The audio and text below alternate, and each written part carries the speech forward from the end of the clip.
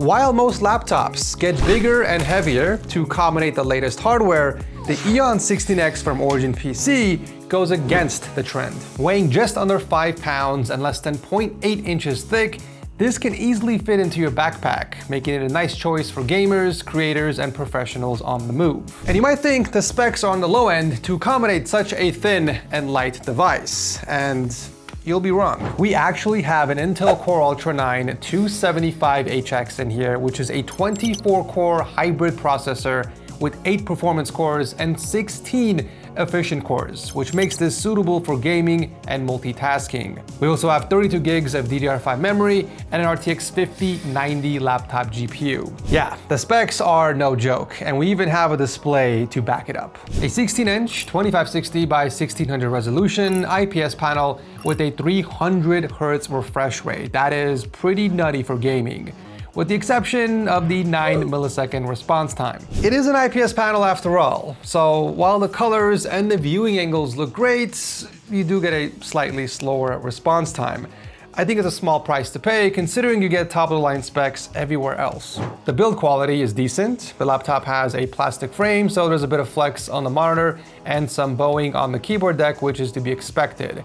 This is one of the reasons how they were able to achieve a thin and light laptop in the first place. The design is pretty simple and straightforward. I mean, nothing really stands out to me except the lid, which can be custom skinned using their online configurator. There's actually some really cool designs on there, but my personal favorite is the robot skull. I think that one looks the best personally, and this will run you an extra $39 if you decide to add one of these designs. Apart from that, there's also a bit of customization options available through their control center, which comes pre-installed. You can select from 3 modes. You can either leave it on performance, switch to entertainment, or quiet. And all of these have their own power limit and fan speeds. Personally, I do keep it on performance to make sure I'm getting the most frames possible in games, but you do have the option of setting the fan speed.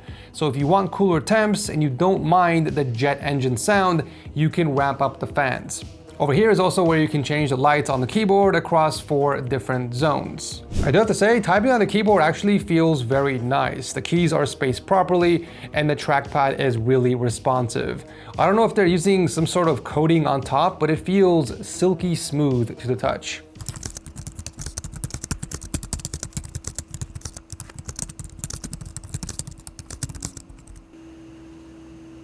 For ports, the Eon 16X is pretty packed. 2 USB 3s, 1 on each side, 2 Thunderbolt 4 Type-C ports capable of pushing 2 4K displays or a single 8K display with power delivery, and a micro SD card reader. I'm kind of bummed we don't get a full-size SD card slot, but you can't have it all. In the back though, we do have a full-size HDMI, Ethernet, and the AC power. Performance is where this laptop shines, and oh man, does it shine. We have an RTX 5090 laptop GPU, which performs about the same as a desktop RTX 5070 Ti, and you can get some pretty nice frames even with some of the more demanding titles. In Cyberpunk 2077 Shadow Liberty 1440p Ultra settings, I was pushing 66 FPS on average, which honestly is really all you need to enjoy playing the game. But with frame gen enabled, we pretty much doubled our frames and achieved about 158 FPS. In the finals, high settings, no frame gen, I was consistently getting around 125 FPS, and with frame gen, I shot up to 355. Forza Horizon 6 unfortunately didn't work on the laptop for some reason. It just kept crashing once I loaded into the game, which was a bummer because I really wanted to test it out. So I ended up testing Arc Raiders instead. With that frame gen, it was pulling in a steady of 110 FPS in high settings, and with frame gen enabled, I was getting around 345 frames per second. So in short, if you want to take advantage of the 300 Hz refresh rate, you have to play your games with frame gen enabled.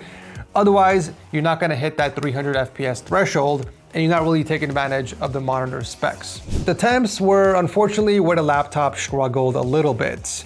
In some of the more CPU-intensive games like Cyberpunk, the CPU would peak at 103 degrees Celsius, despite being only at 40% utilization. And the GPU would peak at 86 degrees Celsius, which, is still a bit toasty, but a lot better compared to the CPU. The good news, however, is that the high temps didn't affect the performance, as there was no thermal throttling present. Unfortunately, that is the trade-off you get when you go with a powerful gaming laptop. You get the best performance in exchange for higher thermals and fan noise. And as great as the speakers sound on this laptop, I always recommend putting on headphones when you're gaming.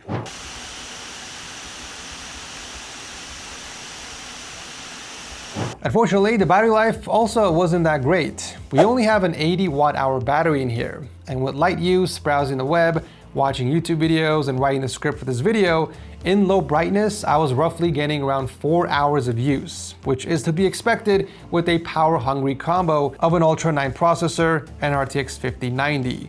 Needless to say, always carry your charger with you. If portability and performance are what you're after, then I think it's worth taking a look at the Eon 16X by Origin PC.